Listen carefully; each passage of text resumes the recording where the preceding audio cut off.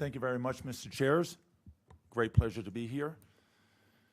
There are committee members, and I want to, in particular, recognize and thank Senator Owens for being so gracious to reach out or communicate with me and give me a heads up on what is going on in Utah with regards to. If you could go ahead and say who you are and who you're with. We got people listening on the internet and stuff. So Ed McGinnis, I'm the president and CEO of Curio. Curio is a nuclear technology innovation company, and we're focused on not only recycling and solving the nuclear waste problem in our country by environmentally recycling in a sustainable way the waste, but also deploying advanced reactors that are powered by that so-called nuclear waste. We're headquartered in Washington, D.C., and I was in the U.S. government, Department of Energy, for over 30 years, and I led much of the nuclear energy programs internationally and domestically. And about 2.5 years ago, I took over the company, Curio. Just so you know, our committee don't recognize us as waste, and so if you could skip over that part of it. So. Right, absolutely. Now, unfortunately, over the years since Carter, it has taken that de facto status characterization of waste. And as you know, rightly said, it's anything but waste. In fact, most Americans don't realize that the used nuclear fuel that comes out of a reactor after it's run for about 5 years for the first time, even though the policies in the past by the U.S. government has been to try and throw it away and treat it as waste, you've only used about 4% of that energy value after it's run in that reactor. In fact, during that fission process for about 5 years when it's operating in a typical nuclear reactor in the United States, it generates a lot of other highly valuable isotopes to fight cancer, isotopes for industrial, space-based, repurposed clean fuel. So my company, Curio, is focused on bringing to market for the first time state-of-the-art advanced recycling that is done in a way that doesn't force those who want to access nuclear to really swallow that poison pill, that elephant in the room. The elephant in the room is, what are you going to do with the so-called waste? And as we know, in fact, it's slightly used nuclear fuel. There are hundreds of billions of dollars of resources, commodities, locked into those that use nuclear fuel that sits around in about 80 plus locations around the country. And the process, I think there's a good question to ask. Well, McGinnis, if recycling is so obvious and it's able to meet a lot of our needs, why aren't we recycling right now in this country? And I would say there are good 3 to 4 reasons.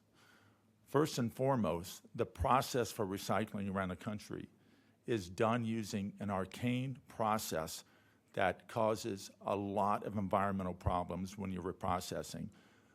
The reprocessing done around the world are all done by state-owned companies, foreign, and they use a nitric acid process whereby they use that process to dissolve the fuel rods to then extract the isotopes for repurposing.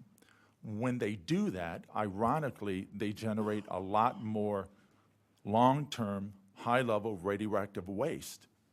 In fact, the largest nuclear cleanup project in the country is Hanford in Washington State. And what are they dealing with? Tanks of liquid waste, aqueous nitric acid that was used for the same process. So that's one reason why you don't see a reprocessing facility, even though the French and others would dearly love to build that facility in the U.S. A second reason is security. President Carter put a ban on nuclear because of that process, separated out a pure plutonium stream and created a Trojan horse for nuclear proliferation. And thirdly, economics.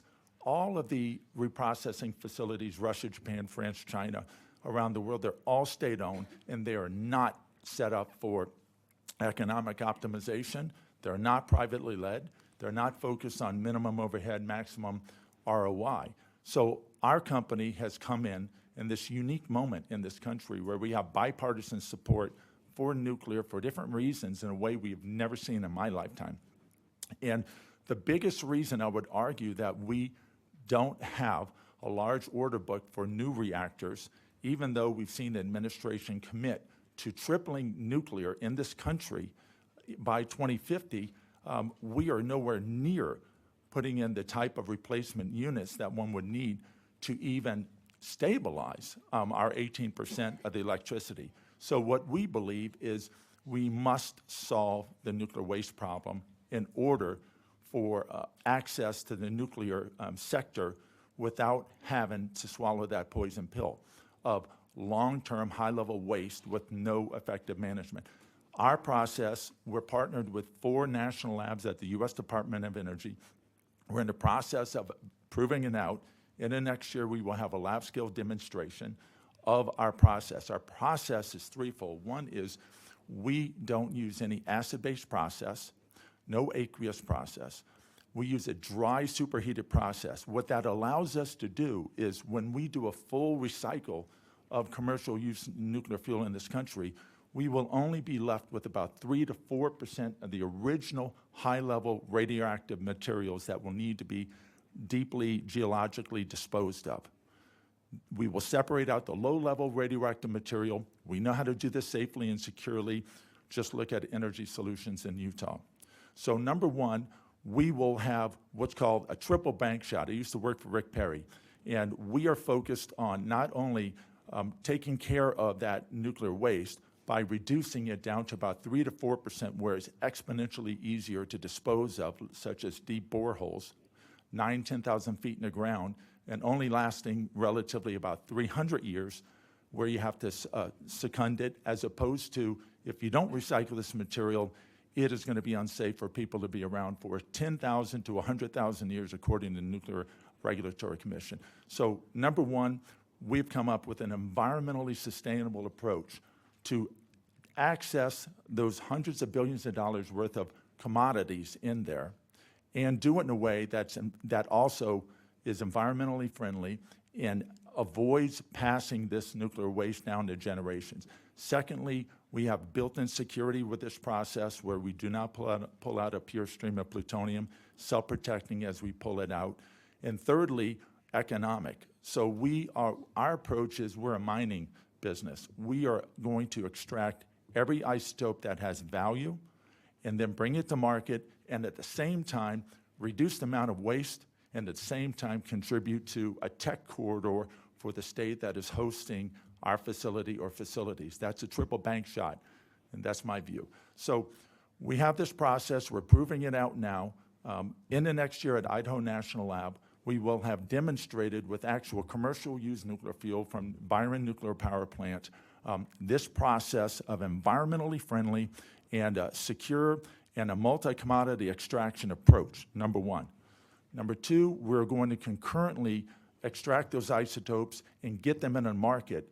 Some of those isotopes that are unique to the fission process are in dire need for medical purposes, for national security purposes. Isotopes such as krypton-85, Russia has a monopoly on that right now. Why do they have a monopoly on it? Because they're extracting it from a recycling process. That krypton-85 is vital to detect leaks in pressure vessels and other industrial equipment.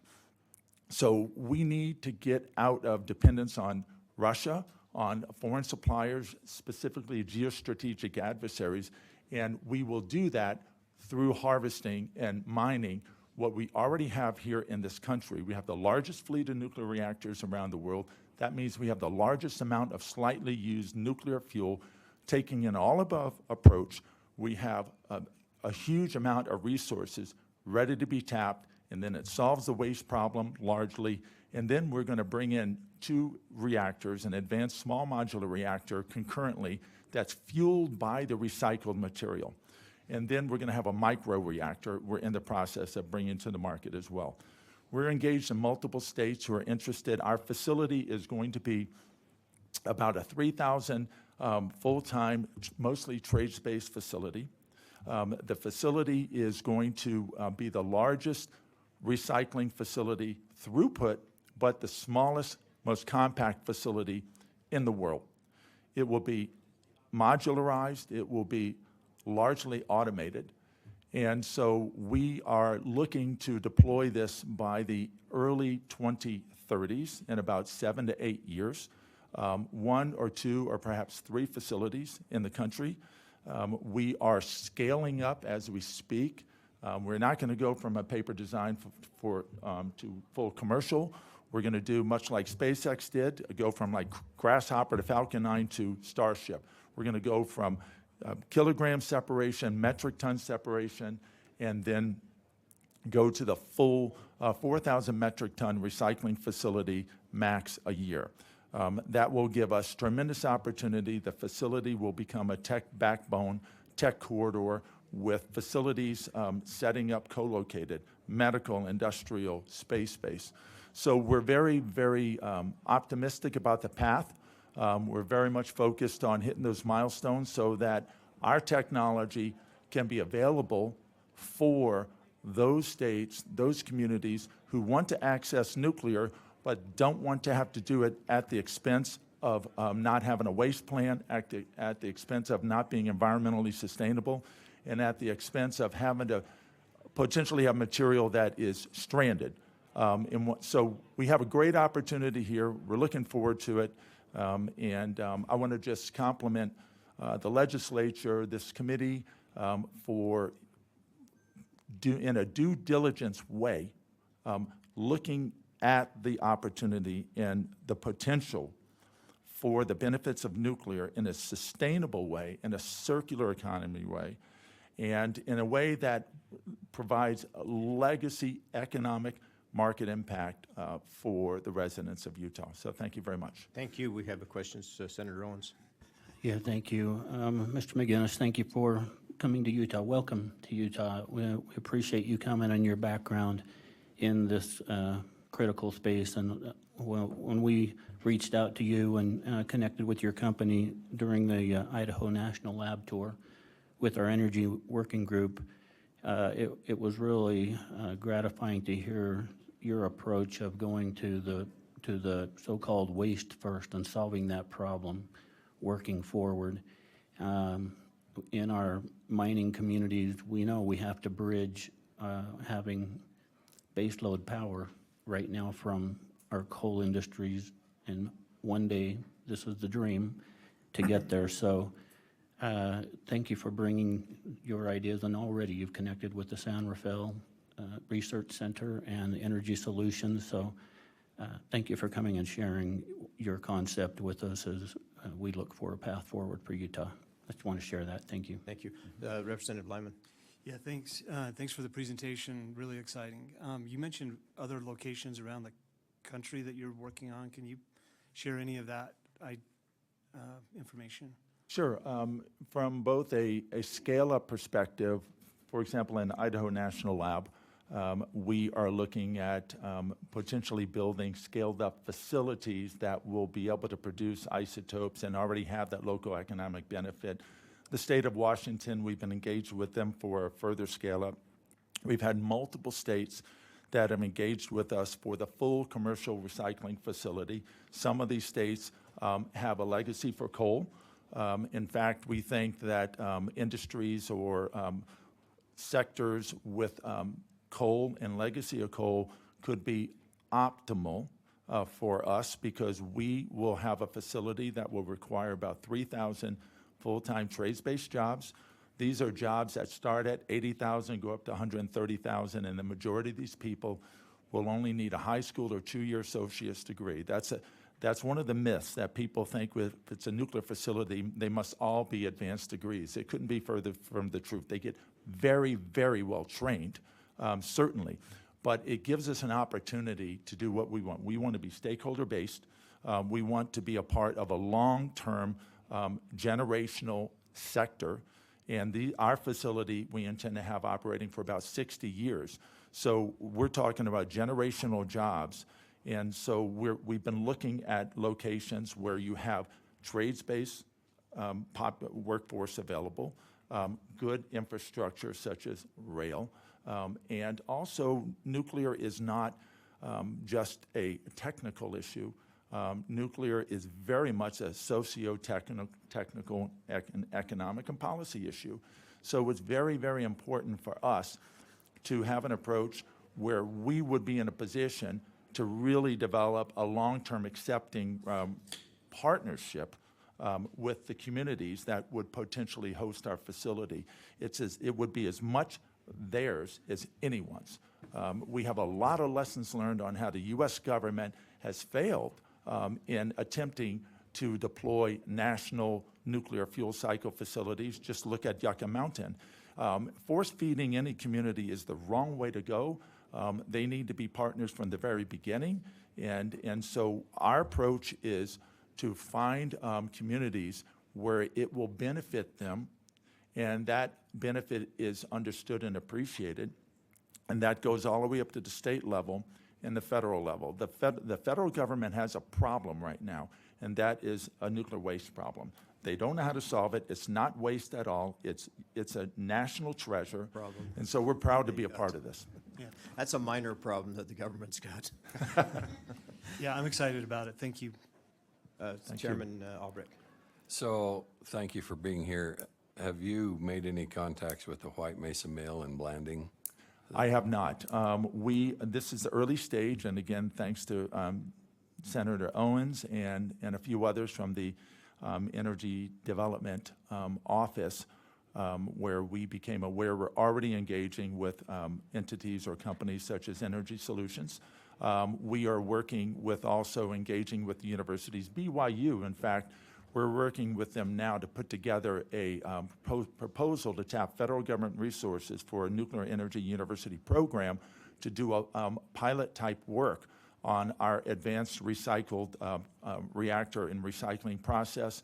And we're working now with San Rafael Energy Research Center, because there are some unique facilities there.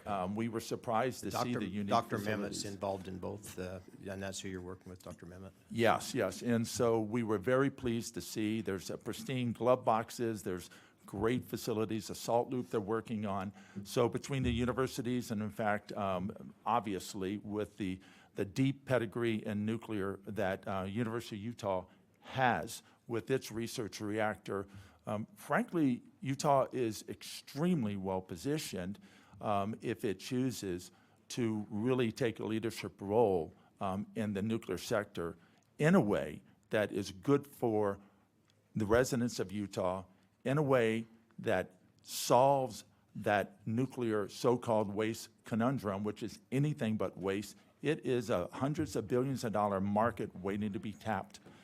If one can do it in an environmentally sustainable way, the way I described it, and let the private sector come in a public-private partnership way and do it where we don't put the burden on the taxpayer, and we do it by having a truly economically free market viable approach. I think the White Mesa Mill is reprocessing some spent fuels, so you may want to contact them as well. I will do.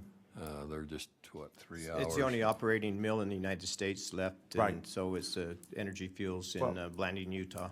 In fact, I just met with the president of the Uranium Mining Association about an hour ago, and so he was telling me about that mine, the uranium mine.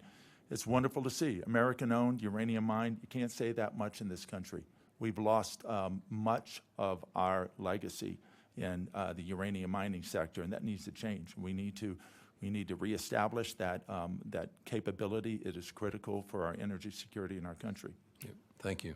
And it's been explained to me like the nuclear rods coming out of an active power plant is like burning the bark off of a tree, and you've still got the tree left to burn. And so that's why the recycling is so important to be able to utilize the product rather than locking it up, like you say, in Yucca Mountain or I in described it as Mexico. buying a Ferrari and filling it up with gas, and when it goes Empty empty, train. you throw it away. Or the batteries go down. It's utterly illogical, and we've got to take in all of the above. We're sitting on top of a gold mine, more than a gold mine. Yeah. In fact, there are elements in the used nuclear fuel that is more valuable than gold.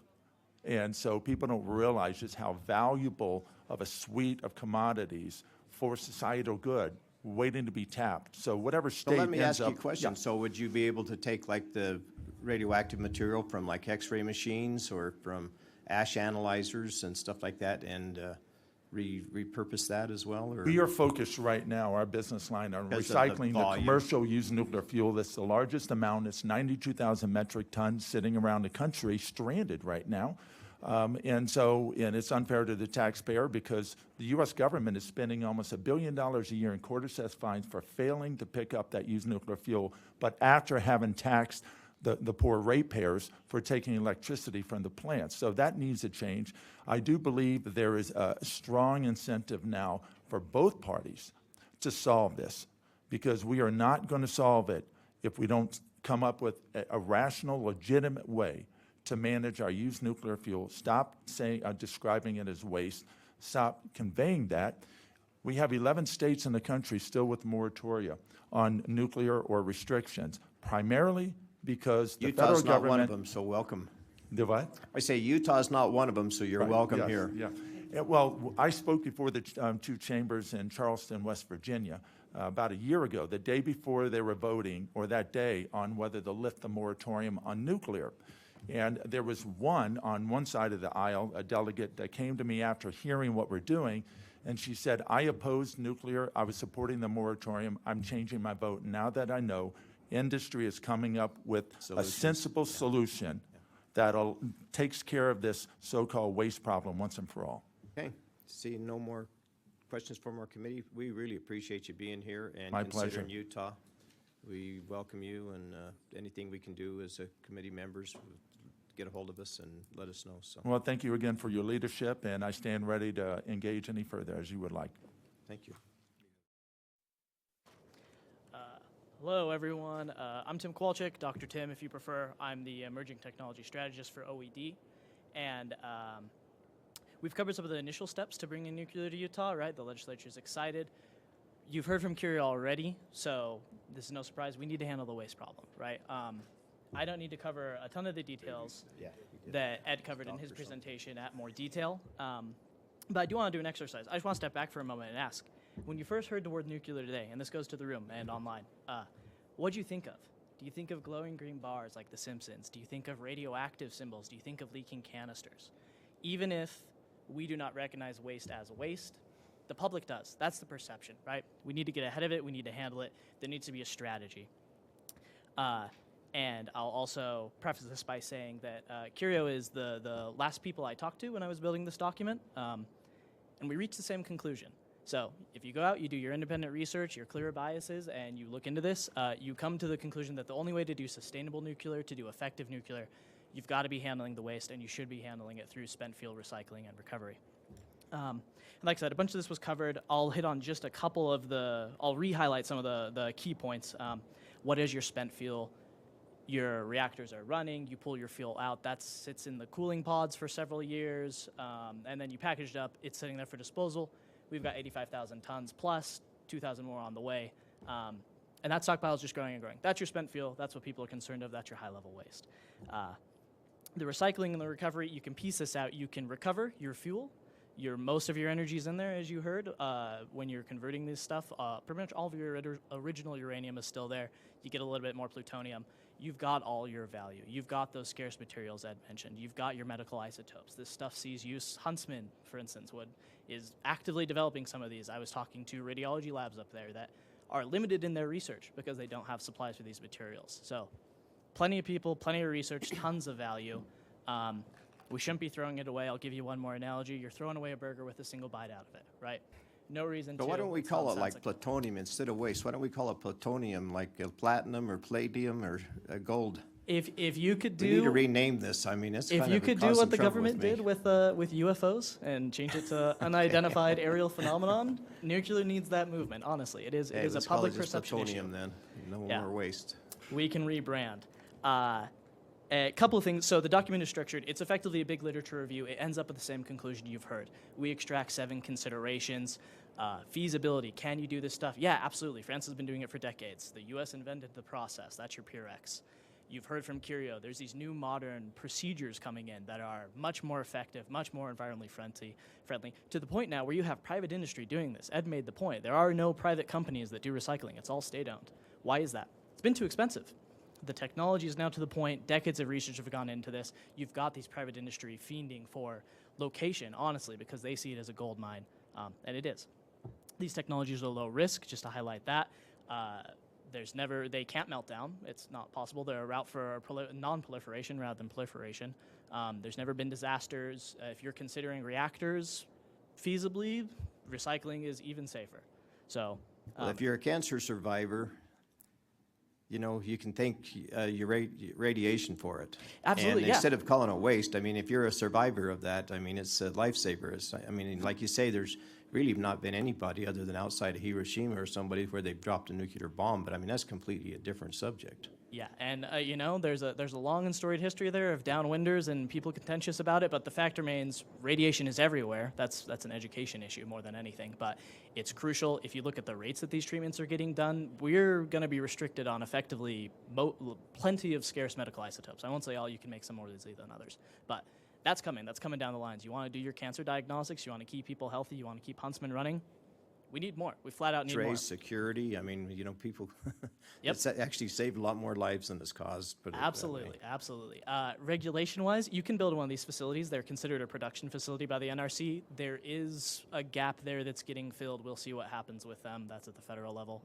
Utah could certainly spearhead a force there to get that streamlined and make it effective. Environmentally, if you look at the image, it gives you sort of a preview of this. When you use these cycles, you're cutting your storage by 95%. So any cavern that was going to hold 100 canisters, great. Now you're holding your 5, you're holding your 10, right? So you're boosting your efficiency, you're being more environmentally friendly. You're promoting your energy security.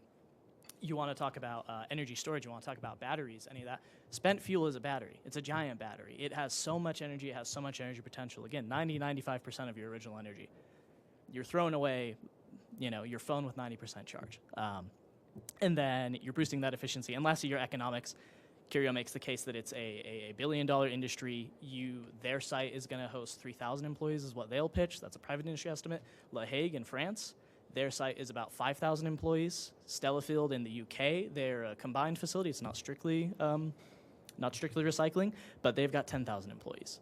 These are big facilities, thousands of employees, high skill, high pay, but there's routes to do reactor